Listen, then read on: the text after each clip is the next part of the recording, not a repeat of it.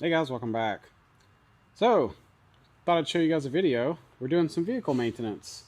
This is it's actually my personal vehicle. Might do a I haven't ever done car reviews on the channel, but been thinking about reviewing the 10th anniversary Miata and reviewing this guy. So this is a C63 W204 2014.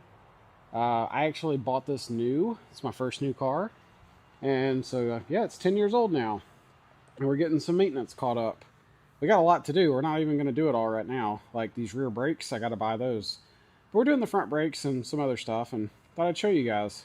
If you guys ever want to see a car review of this, let me know, and we could probably make that happen.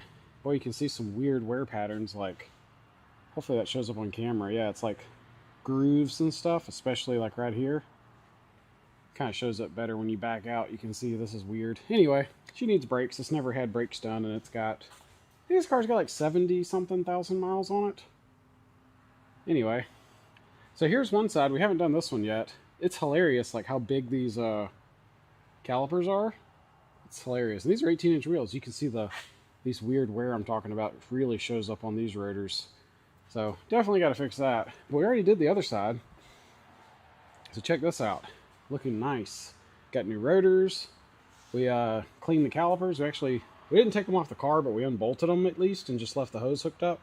And then really like scrubbed them and cleaned them. And I mean, they look pretty close to new. The only sign that they aren't new, see this little bit of paint damage? That's from the dealership. When they take the wheels off, they drop the wheel and let it hit the caliper. I've never done that. Thank you, Mercedes. The best or nothing. So anyway, we got that done. This little like, whatever this is, metal shield was covered in brake dust. We spent like... buddy of mine actually helped me. We spent a long time scrubbing that. So it actually, I didn't even know it was painted. I just thought it was like a piece of steel, but this is actually painted steel. So we got that cleaned up. Nobody's going to see it, but I care about it. And anyway, we're going to do the other side. We have the parts. So we're going to knock out the brakes over here. We started doing an oil change actually. Let me bring you right back. I'm going to lift the car some more. Okay. So we got the car lifted. So I want to show you guys some stuff. So we actually did some cleaning. This car has finally started to leak oil. German people, or with German cars, they call it sweating, when the motor starts to slowly leak oil. So this car, like I said, 10 years old. Last time I did an oil change, it was not leaking. This car's only had one leak ever, and it was these fittings. One of these was leaking, which actually I think they're leaking again.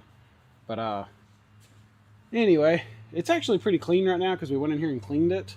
So you can see it basically looks fine. But it did have some oil in several places. I think that this rear pan is maybe leaking, but it's easy to change, so no big deal. Front one, same thing. I think that one leaks a little. Also easy to change, or looks easy, relatively speaking. So we're probably going to do both of those. Transmission pan, I've done this one. Well, fluid, it's like barely leaking, but I did all this right. I used, yeah, you can see right there, tiny bit. As far as I know, I did it right. New bolts, gaskets, everything from Mercedes. It's time to do the trans anyway, so not a big deal. Pop new gasket and stuff there. But anyway, we got the oil drained. We actually checked these O-rings, so we ended up draining the oil out of these hoses. This car actually has two oil coolers, so there's a drain plug for this cooler. And then you see here, this runs across the front of the vehicle. And if you look in the front, I'll have to, yeah, there you go. Through here, there's actually like a duct and a heat exchanger that's kind of like, I don't know if this shows up on camera. There's a heat exchanger that's like laid back like this and running the length of the front of the car. So it starts here, goes all the way across there. So that's like one of the oil coolers. The second oil cooler is tucked up in here. So if you look in here, there's a fan, which is like right there, and you can actually see the aluminum right there. It's easier to see. Yeah, here we go. There's the fan. There's the second heat exchanger. And if you come over here, there you go, you can see it. And there's like an exit through the wheel well. So that's our second oil cooler. Yeah, you can actually see the pipe here. Comes out, and it's this hose, and goes right into the second one we were talking about. This one don't have a drain plug, but we did drain the one we could drain. And we drained the oil pan on the engine somewhere right there. Yeah, so now we put the new filter on. We just got to add oil. Anyway, So this car, for now, we're going to get the oil changed, get the front brakes done. We got to buy the rear brake stuff. And I'm going to show you guys. We're also going to do the brake fluid. It's got, these take like, they call it .4 plus or something. Anyway, it's like a, it's still a .4, but it's like a better .4. So we got some of this stuff. And then I bought some regular .4. So if we have to use this, we will. But we're going to try to use this stuff. We're going to do air filters. We got those. What is that? That's our other two brake pads. This is kind of hilarious. Like, look how big these brake pads are. You know? I wasn't planning on doing this by tape measure, but like, you know. Well, that's over 7 inches of brake pad. Yeah, hilarious. These things are huge. Anyway, we'll do those. We got to order the stuff for the rear, and we haven't done that yet. So, get to that soon enough. I'll show you some of the other goodies. So we actually have a thing for maintenance. So that's our truck. Got a shit ton of oil filters. This is the Mercedes. So we do have like some maintenance planned that we just haven't got around to yet.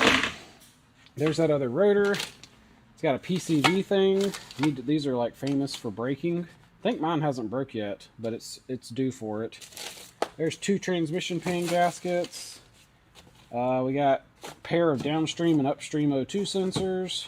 2 spare oil filters. That's our brake pad sensor. We're actually going to need that. We're about to do the brakes. On the passenger side has the sensor.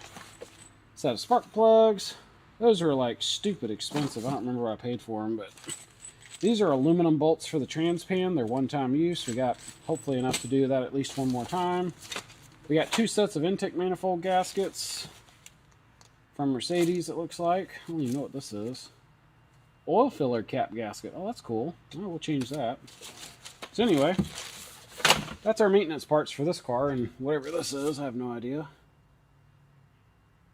Oh, it's in German. Whatever that is. So, one of the things when you own a car like this, you got to pay to play, and maintenance ain't all that cheap on these. And if you look online, you'll see people that have trouble with these cars. Sometimes they're a basket case. And a lot of times when they're basket cases, because they haven't been maintained, it's easy to neglect working on an expensive car. But you got to do it. You got to keep these things in good shape. And that's part of the reason, like, whenever I do service on these, it actually calls it out. I was going through I have the, the book that tells you how to like do your maintenance, and it tells you like service A, service B, basically every 10,000 miles there's a service interval. And it tells you every year or every 10,000, and it calls out like, hey, inspect all these different things. And sure enough, like, sometimes you'll find them and they're bad. So, well, the car's lifted right now, but actually I can hold the camera up here. Look at that. See that cracking? That's some little piece of rubber. It's like falling apart on this side.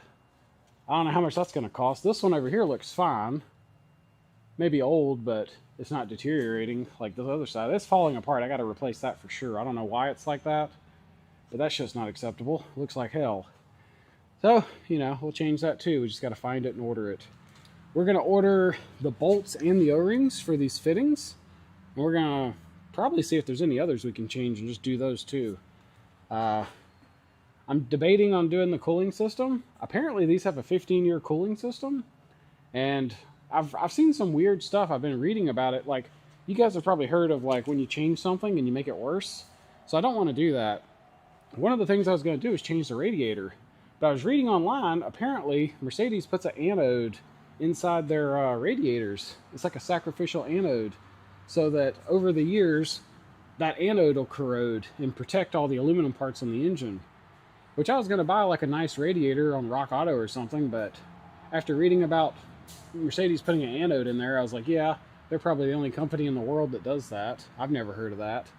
So now it makes me think if I change the radiator, I might be doing myself a disservice, The coolant. I was going to change the coolant. Started reading about that. Apparently Mercedes uses some special shit in their coolant. And if you're going to change it, you need to put exactly what Mercedes put in it, or you got to flush the system over and over and over and over and get rid of the old stuff before you swap it to something else. But supposedly, whatever Mercedes uses is very protective at preventing corrosion, like in a just really outstanding performance in that area. So I'm a little hesitant to just dump it and change it with something from AutoZone until I know more about that. The rear diff oil, I was going to do that. Apparently they don't have a service interval for that either, because this one's an open diff, not a LSD. So we got to figure that out. I don't want to drain the oil and put something worse in there. So we have done the trans before with success. We're not going to do that right this second because I don't have time, and we're gonna plan like another stage. So we'll do that like next time. But we do have the stuff. We got the fluid, we got the filters, we got the pan gasket. We got 12 bolts. I didn't count how many bolts it has, but that should be at least enough bolts to do it once. Here's our fluid. It's this stuff. We got like 15 liters of that, so that's enough to change the trans probably 2 more times, if not 3 more times. So anyway, thought I'd show you guys that. We're gonna jump on, get those brakes knocked out, and we'll see what else. But yeah, like I said, we're gonna be doing a decent amount of maintenance. You saw all the parts we got for the engine, so we're gonna do all that. I kind of want to do the cam phasers. Like, they've been changed probably 4 times on this car, but the trick, what you do is there's an aftermarket part you can buy now. I've never done cam phasers. They've been done at the dealership, but you can actually buy, they're expensive, but you can buy some aftermarket parts that are way better than the factory parts. The factory cam phasers, they just wear out. This car has eaten like 3 or 4 sets of cam phasers, and the ones that are in there now have only got like 5,000 miles, but they're already making a little bit of noise. They don't last. One of the downsides of an M156, if you ever look it up, these motors they flow over 300 CFM from the factory on the stock heads. Like, they're pretty impressive, but they have valve train issues. That's a whole nother, I could do a whole video about that, but I'll spare you guys unless you want to hear it. But yeah, we're going to get some work done, and we're going to plan out, I think I'll do another video. I'll show you, because I actually have a list of like all the crap I want to do to this car. Because 10 years, like, I've kept up with the maintenance fairly well. Not perfect, but like pretty good. Most of the important stuff I've done. But we want to get everything caught up, and then we're going to get this thing cleaned really good, because it needs a bath, like in detailing and that kind of stuff. So we're also going to do that, get this thing looking like it should. All right, guys. Hope you guys have enjoyed this, and until next time, y'all take it easy. All right. So today we got done, or we stopped working on the Mazda for a while, and we switched over to the Mercedes because I want to get some work done on this and get it off my lift. Now, we had done the front brakes a while back, but we need to do the rears, so I got everything ordered. All the parts came in, perfect timing, so we just got it done. It was actually pretty easy.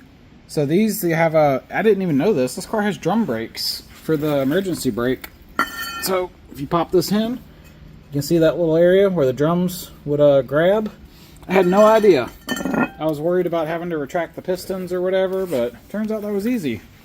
So pretty straightforward. We cleaned everything pretty good. Man, one cool thing I should have showed you while I had it apart. These brake pads, you know the backing plate where your pistons touch? So I ended up with authentic Mercedes brake pads, and they come with this sticker that says remove or pull off this plastic before whatever. There's an adhesive, and so what happens is when you put these together and the pistons push on the backing plate, they stick, and then whenever the piston retracts, it physically pulls that brake pad off the rotor. Now, I've never seen that. I'm sure probably some other people do that, but I thought that was cool. Because that way, whenever it can actually retract and reduce the drag, so your pads are not like rubbing against the rotors. And I guess it probably helps with vibration too, keeping them like, they can't just like bounce around if they're physically connected to the pistons. And the pistons obviously have fluids around them, so there's dampening from that. Anyway, I thought that was super cool. Never saw that. That was a nice little feature. You can also see these big things here. I believe these are mass dampeners. Effectively, it adds mass to the backing plate to lower the natural frequency, so that if these try to, basically it reduces the frequency so you don't hear brakes, just, the bad noises. I believe that's what those help do. And then these pads, if you get in here, this metal thing is angled, and the way it pushes is it actually pushes these pads, like I'll try to show you, like if I push that, when I let go, it's hard to show, but it wants to spring back because of that angle, the way it wedges it. So that's just all cool, the way they designed that, Plus they did the pins where you don't need bolts. Like technically if you're doing brake pads, all you gotta do is knock these pins out and the pads come out. Pretty awesome. So anyway, we did both sides. That's the driver's side. Got the other side done. and it all went smooth. So now we're gonna get the wheels back on and set this thing on the ground. All right, so we got the rear brakes finished up. Wasn't too bad, and we already drove it, so you can see it's got the coating wiped off where the pads touch. Drives great, man. It's kind of similar to before. I think the pedal's a little stiffer, like it bites a little better. But yeah, it feels good, smooth, no issues there, so awesome. Needed to do brakes, we did it. Let's see, what else did we do? So we did the cabin filter. Here's the old one. So being a Mercedes, it's got a pretty good sized filter, and it's actually got charcoal in it. This is not just pleats only. I believe this has charcoal inside the fiberglass to like absorb, but it does. It's to like absorb, you know, like automotive fumes and stuff. So anyway, that's cool. Got that swapped out. Let me tell you something else we're doing. We already did this once. We're about to do it again. Power steering fluid. One of those things that gets neglected, and I'm kind of sad to admit, I never did the power steering fluid on this car till now. It's 10 years old. I wanted to do it before, but when I looked into it in the past, you can't buy the fluid just anywhere. It takes a special fluid. And so we finally got the right stuff. And yeah, so we did the first fluid change. It looked pretty dirty. So by fluid change, what I mean is I just basically emptied the reservoir and then refilled it and then drove it. So after doing that once, now when you take a sample, it looks like this. This is what new fluid looks like. Which, by the way, is this stuff. Pentosan CHF 11S. This was like $100 and something for 5 liters. Pretty expensive for power steering fluid, but it's supposed to be badass. And this is what they like. So we're going to basically keep doing this until the stuff coming out of the reservoir looks pretty close to this. Right now you can see, put these kind of next to each other. Definitely does not look the same. So we're going to keep going. So to make it easier, I kind of rigged this up. I've got a vacuum pump that I use to do like air conditioning. And so this is real simple, but I just took a vacuum hose, jammed it in there, and then took an old oil thing and drilled 2 holes in the cap and stuck a hose in and out. And now I can just use this vacuum hose, stick it in the reservoir, and it sucks the fluid out and puts it in a jug. So that's kind of nice. Anyway, we're about to do that again and keep working on the car. Alright, let's pull that fluid out. So pump is on. Let's grab our vacuum hose. Drop it in there. Alright, so we just got done washing the car. We gave it a hand wash. It's been machine washed a couple times by mistake at a dealer, but I've never done that to it. So anyway, we got her washed up. Man, this thing looks, it cleans up so nice. Like, I still got to do the inside. About the worst defects is your typical front bumper rock chips. That's about the worst right there. I bought some touch-up paint, so I'm planning on trying to touch that up and fix some of those little defects. But yep, you give this thing a bath and back up a few feet, it looks sharp. So this is basically going to wrap up our maintenance right now. We're going to do some more maintenance probably in a few months, because I do have a few more parts that involve specifically the engine. So we're going to do like spark plugs, the PCV valve, what else? I think we're going to forgo some cooling system stuff. Turns out that has a 15-year life, not a 10-year life. So we'll probably just do inspections on that. But yeah, there's still a few engine things left that we're going to do. But, and we're going to detail the inside, so we haven't got to that yet. But that's not today. I'm about to knock off. But anyway, there we go. We got the brakes done, front and rear. She's washed, air filters, oil change. We've done the power steering fluid twice now. I just did it for the second time. We're going to drive it around, let that mix up with the old fluid. We'll check again. Probably going to do that, you know, whatever. Doesn't matter, 2, 3, 5, 10 times, whatever it takes, until that stuff looks nice and clean. But anyway, thought I'd show you guys this. I do think we're going to do a car review on this. If you guys want to see that, let me know. But I've had this car for 10 years, so I definitely, it would not be a brief review. I could tell you a lot about the W204 C63, having owned one this long.